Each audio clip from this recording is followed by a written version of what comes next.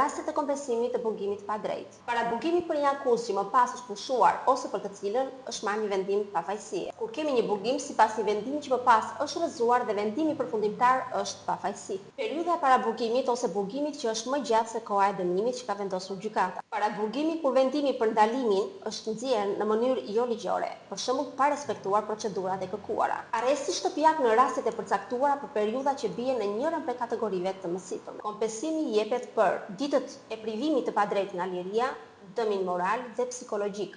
Në raste të justifikuara kanë ndikuar në jetën profesionale dhe familjare. Kërkesa për kompensim bëhet me pasojë mospranimi brenda 2 vjetëve nga dita që vendimi i rishikimit ka marrë formë të prerë dhe paraqitet në sekretarinë e posa gjykate që ka dhënë vendimin. Kompensimi në rast vdekje. Kur i dënuari vdes, qoftë edhe para procedimit të rishikimit, e drejta për kompensim u përket trashëgimtarëve të tij.